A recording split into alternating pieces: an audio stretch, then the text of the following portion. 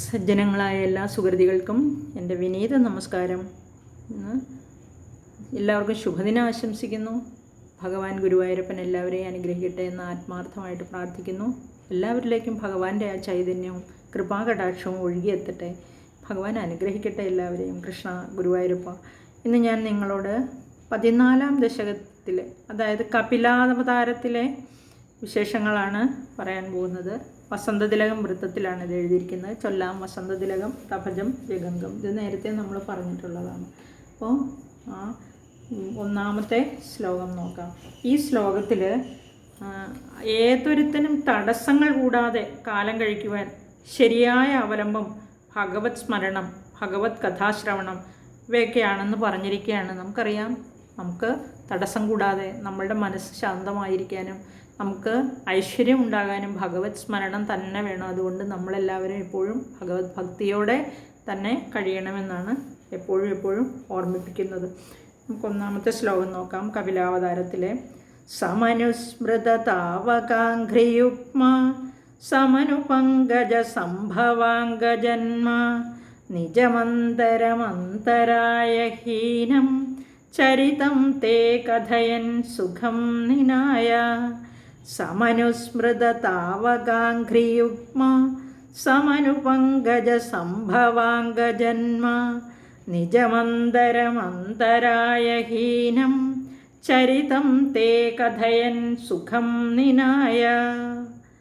പങ്കജ സംഭവാംഗജന്മ സഹ മനുഃ സമനുസ്മൃത താവകാഘ്രിയുഗ്മഃ തേ ചരിതം കഥയൻ നിജം അന്തരം അന്തരായഹീനം സുഖം നിനായ.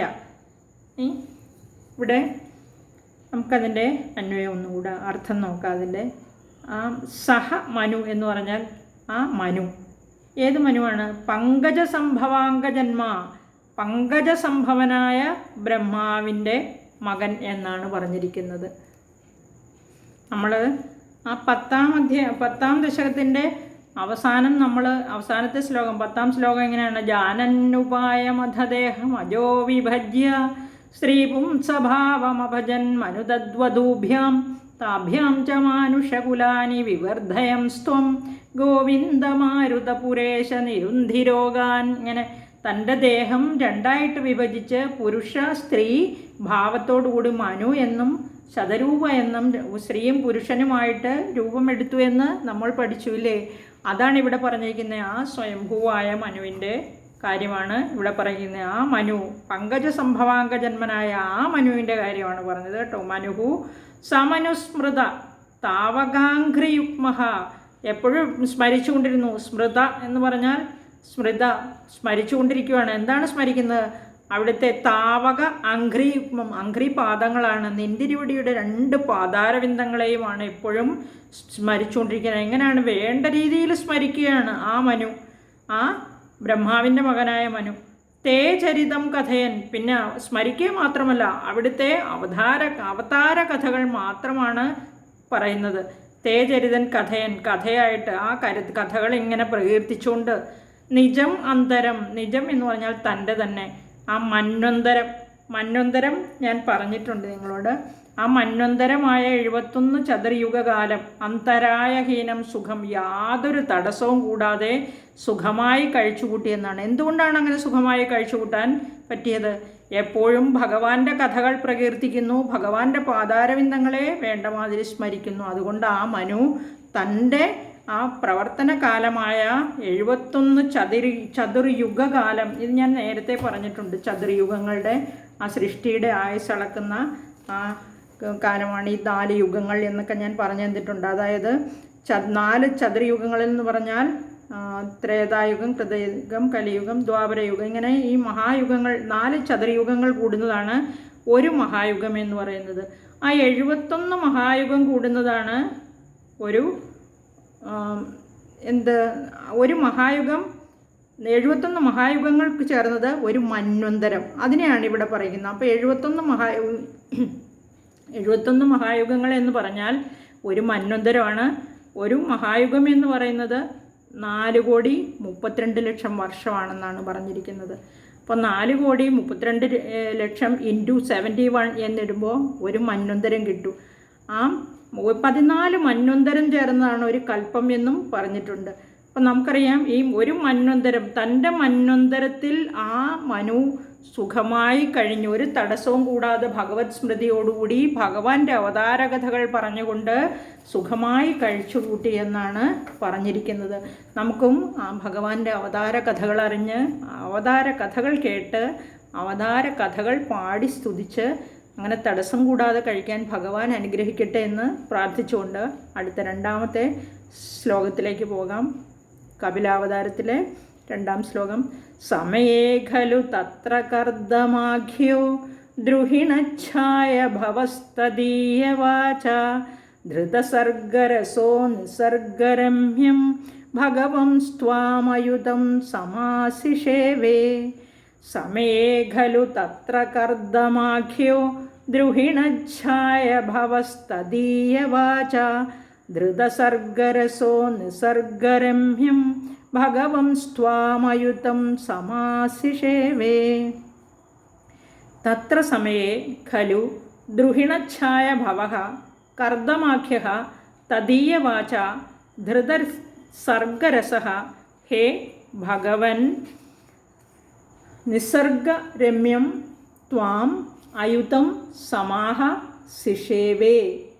നമുക്ക് അതിൻ്റെ അന്വയം പറഞ്ഞു. ഇനി അതിൻ്റെ അർത്ഥം എന്താണെന്ന് നോക്കാം. നമുക്ക് രണ്ടാമത്തെ ശ്ലോകത്തിൻ്റെ ഇവിടെ സമയേ ഖലു തത്ര കർദമാഖ്യോ. തത്ര സമയം എന്ന് പറഞ്ഞാൽ ആ സമയത്ത് തന്നെ, ഇങ്ങനെ മനു സുഖമായി കാലം തൻ്റെ മന്വന്തരത്തിൽ അങ്ങനെ സുഖമായി തടസ്സമൊന്നും കൂടാതെ ഭഗവത് സ്മരണയോടുകൂടി നടന്ന ആ സമയത്ത് തന്നെ കർദമാഖ്യോ എന്ന് പറഞ്ഞാൽ കർദമൻ എന്നു പേരായ ഖലു ദ്രുഹിണച്ഛായ അതായത് ബ്രഹ്മാവിൻ്റെ ഭവസ്തദീയവാച ദ്രുഹിണച്ഛായ ഭവസ്തദീയവാച ബ്രഹ്മാവിൻ്റെ ആ വാക്കിനെ കേട്ടിട്ട്, അതായത് ബ്രഹ്മാവിൻ്റെ നിർദ്ദേശപ്രകാരം എന്നാണ്. ധൃതർ സർഗരസോ നിസർഗരമ്യം. ആ രമ്യം എന്ന് പറഞ്ഞാൽ മനോഹരമാണ്. ധൃത സർഗരസോ, ആ സർഗരസത്തിൽ സൃഷ്ടിയിൽ മുഴുകി തൽപരനായിട്ട്, സൃഷ്ടി തൽപരനായിട്ട് എന്നാണ് പറഞ്ഞിരിക്കുന്നത്. ബ്രഹ്മാവിൻ്റെ വാക്കുകളെ കേട്ടിട്ട് സൃഷ്ടി തൽപരനായി കർദമൻ എന്നു പേരായ പ്രജാപതിയെയും കർദമാഖ്യൻ, അതായത് ബ്രഹ്മാവിൻ്റെ നിർദ്ദേശത്താലാണ് സൃഷ്ടികർമ്മങ്ങൾ ചെയ്യാൻ തൽപരനായിട്ട്, അല്ലയോ ഭഗവാനെ നിസർഗരമ്യം ത്വാം, സ്വതവേ സുന്ദരമൂർത്തിയായ അവിടുത്തെ അയുധം സമാഹ സിഷേവേ. അയുധം എന്ന് പറഞ്ഞാൽ 10,000 ഇത് ഞാനൊരു ഷോർട്ടിൽ ഇട്ടിട്ടുണ്ടായിരുന്നു. ഈ ആയുധം, അതായത് പരാർത്ഥം, ആയുധം, ഇതെല്ലാം ഒരു ശ്ലോകമായിട്ട് ഞാനൊരു ഷോർട്ടിൽ ഇട്ടിട്ടുണ്ടായിരുന്നു കേട്ടോ. അപ്പോൾ ആയുധം 10,000 ദേവീ മഹാത്മ്യത്തിലാണ് ഇത് പറഞ്ഞിരിക്കുന്നത്. ഈ സംഖ്യകളെക്കുറിച്ചുള്ള വിവരണം ഓരോന്നിനോടും 10 വീതം മൾട്ടിപ്പിൾ ചെയ്യുമ്പോഴാണ് ആ സംഖ്യകൾ കിട്ടുന്നത്. ഇനി നമുക്ക് തുടർന്ന് നോക്കാം. അപ്പോൾ ആ ഭഗവാൻ ഇവിടെ കർദമൻ എന്നു പേരായ പ്രജാപതി ഈ ബ്രഹ്മാവിൻ്റെ നിർദ്ദേശപ്രകാരം സൃഷ്ടികർമ്മങ്ങൾ ചെയ്യാൻ തൽപരനായി, അല്ലയോ ഭഗവാനെ ആ നിസർഗരമ്യം ത്വാം, സ്വതവേ സുന്ദരമൂർത്തിയായ അവിടുത്തെ അയുധം സമാഹ സിഷേവേ, 10,000 കൊല്ലക്കാലം ഭജിച്ച് സേവിച്ചു എന്നാണ് പറഞ്ഞിരിക്കുന്നത്. അങ്ങനെ ഈ രണ്ടാമത്തെ ശ്ലോകവും ഇവിടെ തീർന്നിരിക്കുന്നു. ഒന്നുകൂടെ നമുക്ക് നോക്കാം. അത്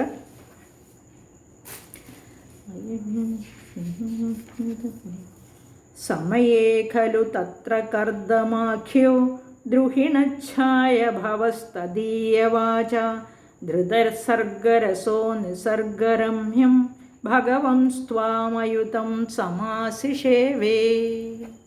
എല്ലാവർക്കും നന്ദി, നമസ്കാരം.